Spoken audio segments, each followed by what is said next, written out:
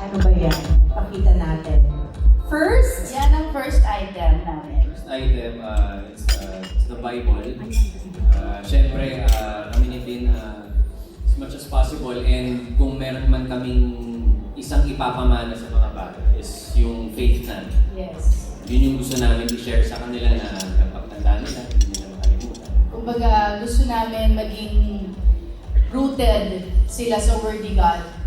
Ganun pa rin naman kami ngayon eh. Kumbaga, on the process, but yun yung gusto namin talagang ipamana sa kanila na kahit anong mangyari sa buhay nyo, you have to be rooted sa Word ni God. Just keep on going back. Kasi, alam mo yun, marami tayong haharapin sa buhay na confusion, temptation, iba na ang mundo ngayon. So, lagi namin sinasabi sa kanila na, just go back to the Word.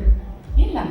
and that's the ultimate show of Yan yung alaga yes. para sa For our, pamilya. yeah, ultimate. Yes. Okay. So we're done with our first gift of alaga. Maybe we show our second. Second, ano ba gusto natin? Nakaka-excite, diba? Hindi natin alam kung anong ilalabas nila from the box. Ito naman, kasi ito lang yung mga naisip ko dahil madaling dalhin eh. Yeah. Please tell us about Meron it. nila? I Spy. So yan, Meron? Maghahanap ako niyan. yun yung fun lang kasi laray for the whole family. So unahan kami kung ano yung, where's the ganito. So unahan kami, yung mga kids. Ganito siya. So, parang yan. Parang marami siyang mga kung ano-ano. Pero hahanapin niyo kaya. Yes. I Spy, Sunshine, an envelope. Ganyan. So, So hahanapin. unahan sila. So parang doon sa mga mas familiar, parang where's Wally, gano'n. Parang gano'n. So para mahasa din yung utak ko Correct. yung paghahanap nila. Pag may pinapahanap ako sa bahay, nasa harapan na nila, hindi pa nila makita. Sabi ko, pambihira. Sabi ko, nandun lang sa harap. Magandang training. Yes, training yan, training. And for patience din, di ba? Yes. Okay, that's gift of alaga to... Okay, ito naman, small stuff lang. Yes, Ito lang yung mga isang bagay po ha. Kasi marami. Ito naman, magnet. Itong magnet na to, binigay ni Oyo sa akin yan. Nung namantikan siya sa parents ko sa Canada. So sabi ko, ang cute mo naman. Marami naman pwede pabili. Talagang magnet. Pero na-keep ko kasi to for the longest time na ilang times na ito pinaglaruan ng mga bata kung saan na napunta. Sabi ko, ang galing yan. Nandiyan pa din siya. Hindi pa rin nawawala. And there's another magnet na nilalagay ko. I stick it to our ref. So para ma-reminded pati mga helpers namin. Not just us, helpers. Wala naman pala kami yan, dalawa lang. So, nakalagay lang, kalma ka lang.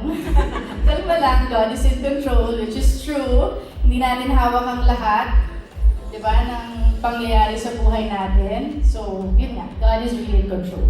Ang ganda na. Kalma lang. Kalma lang. God is in control. Ito na muna. So, etong pillow na to,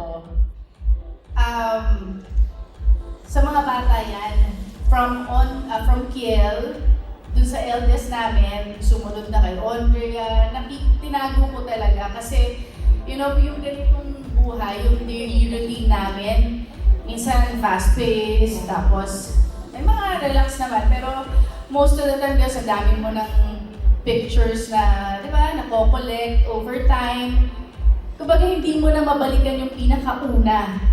So, dito yung mga pictures nila, ng mga kauna-unahang pictures nila ng baby sila. So, parang easy access lang for us na to remind us na what we really value. Yun. So, ito yung pinaka-easy access. Kung tulog ka, tingnan mo, gano'n, di ba? Na kung gano'n naging faithful si God talaga sa buhay namin. Kaya, yan yung mga reminder. May letters pa. How beautiful. Mga letters. May letters pa sila. Letter ni Oyo, nandyan, nakalagay. Ang ganda. So, yan. Tapos, ito naman, Hard drive. hard drive, nandiyan yung mga, all the photos of the family. What priceless yan. Memories, yeah. Priceless talaga. We don't really, collect material stuff. Kumbaga, very simple lang kami sa family, kung ano lang yung kailangan namin, kung ano lang yung binavalue talaga namin. So, hindi kami talaga yung nag-hoard or nag-collect ng pagkarami-raming material stuff.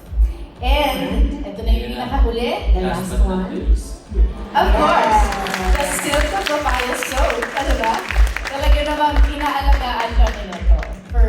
love already. So, syempre, dahil ginagamit namin ni Christine, gusto namin, pati yung mga bata. Alright. Siyempre kayo talaga yung mag-decide what's going to be good for them. And of course, dito yung trust Yes. ninyo. So, ang ating final